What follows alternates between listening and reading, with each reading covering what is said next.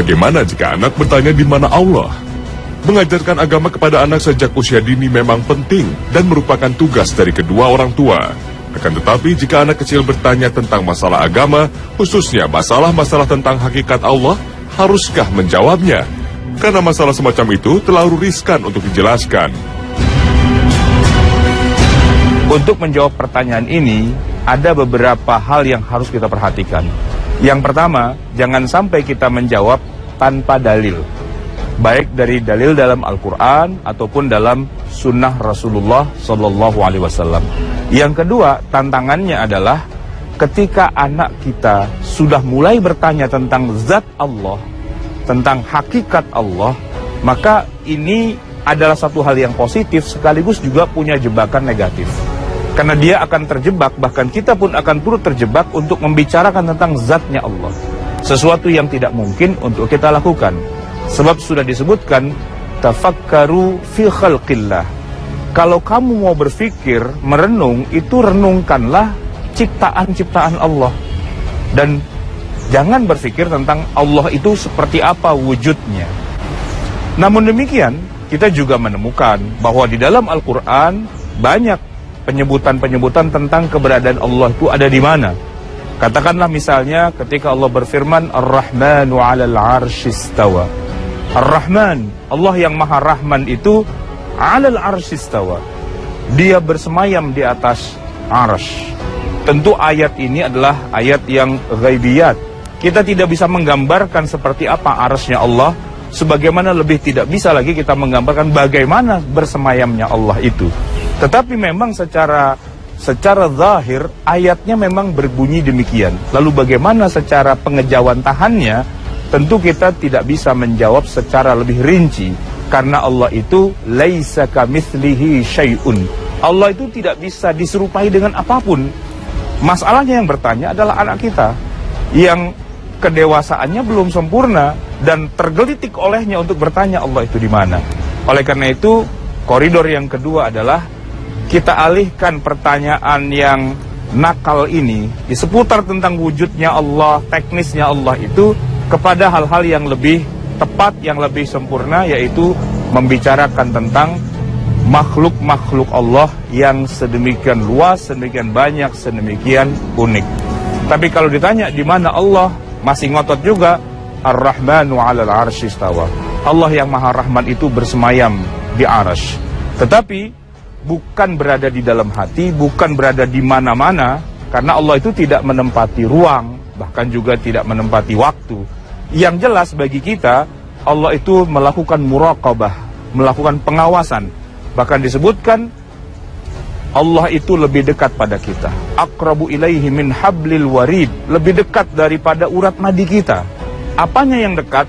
Pengawasannya, muraqabahnya. Jadi dia mengetahui apa saja yang kita lakukan, detak jantung kita, nafas kita, bahkan yang terbersit di dalam kepala kita pun Allah tahu. Itu menunjukkan bahwa Allah beserta kita, ma'iyatullah. Tetapi bagaimana kemudian wujudnya Allah, maka kita harus lebih berhati-hati untuk tidak masuk dan terjebak kepada hal-hal yang lebih teknis, karena nanti kita akan terbawa kepada aliran mujassimah yang menjadikan Allah itu seperti tubuh, sebagaimana tubuh manusia, dan ini yang harus kita hindari.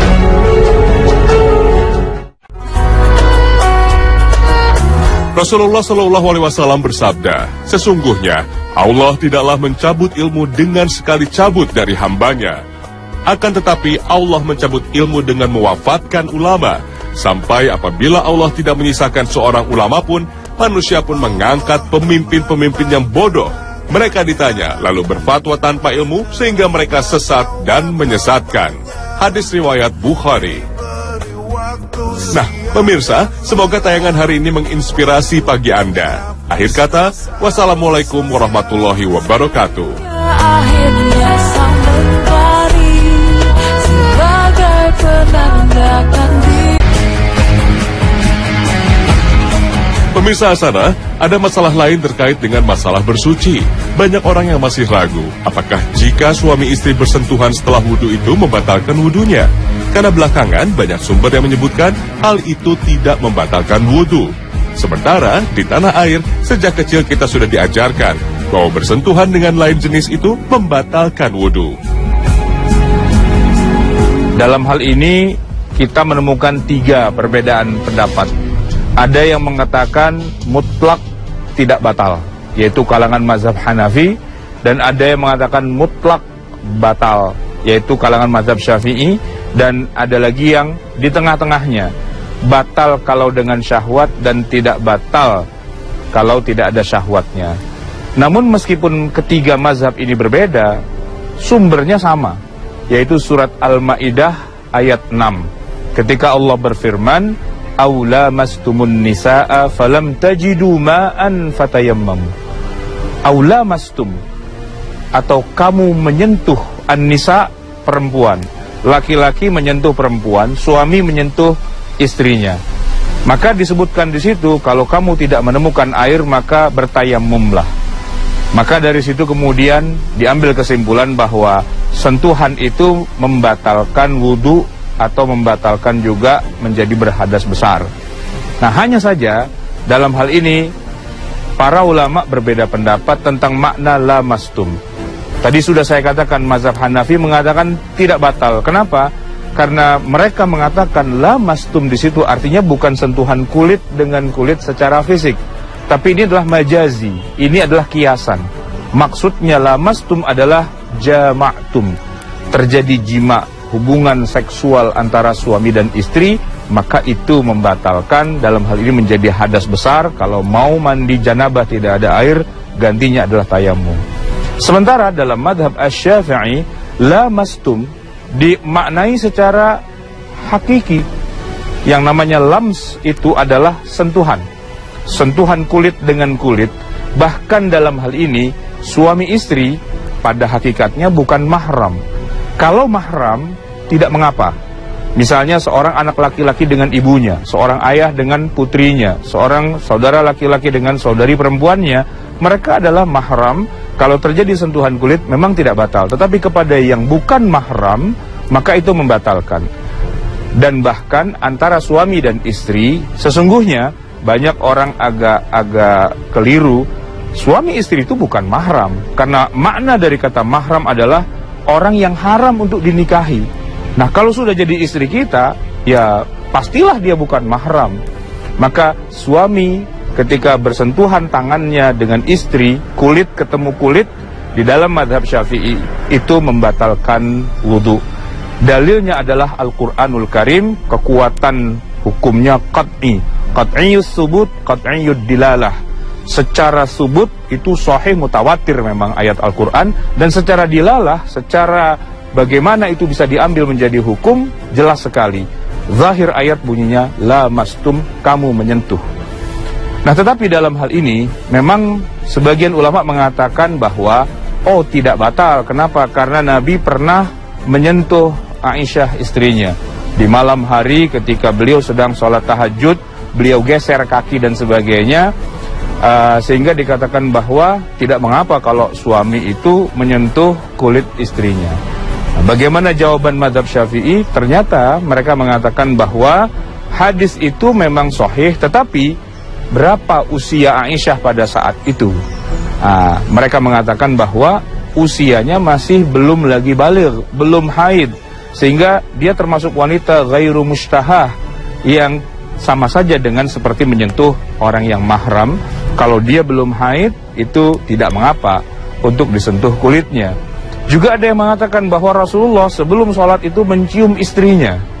Baik, ini adalah sebuah dalil yang digunakan oleh mereka yang mengatakan tidak membatalkan wudhu. Tetapi dalam mazhab Syafi'i dikatakan bahwa hadis itu tidak kuat, tidak sahih, tidak bisa dijadikan sebagai standar isnad ketika menjadikan ini dasar hukum bahwa Rasulullah itu belum tentu benar ketika beliau mencium istrinya sebelum sholat lalu kemudian sholat langsung begitu saja. Nah, dalam hal ini memang ada perbedaan pendapat di antara para ulama.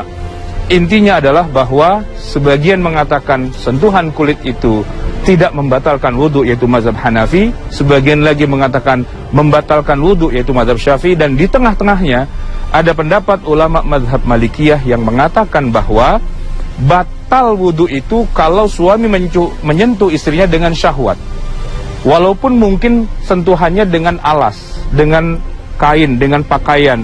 Tapi bila ada at-taladzuz, ada syahwat, maka itu membatalkan. Sedangkan kalau sentuhan itu terjadi begitu saja tanpa sengaja, tanpa ada niat untuk melakukan sesuatu dan tidak muncul syahwat, maka sentuhan seperti ini dalam mazhab Maliki tidak membatalkan wudhu antara suami dan istrinya. Adapun kita di Indonesia memang rata-rata bermadhab Syafi'i, maka tidak aneh dan tidak heran kalau banyak ulama di Indonesia yang mengatakan suami istri sentuhan kulit batal wudhu mereka berdua. Yang menyentuh atau yang disentuh sengaja tidak sengaja, ada rasa tertentu atau tidak, pokoknya sentuhan kulit dengan kulit itu membatalkan. Itu yang merupakan mazhab Syafi'i dan tidak aneh kalau kita menemukan hal itu karena memang Indonesia rata-rata mazhabnya adalah mazhab Asy-Syafi'i dan pendapat itu memang didukung dengan dalil-dalil yang kuat baik dari Al-Quran, dari Sunnah dan berbagai macam sumber-sumber hukum syariat yang lainnya.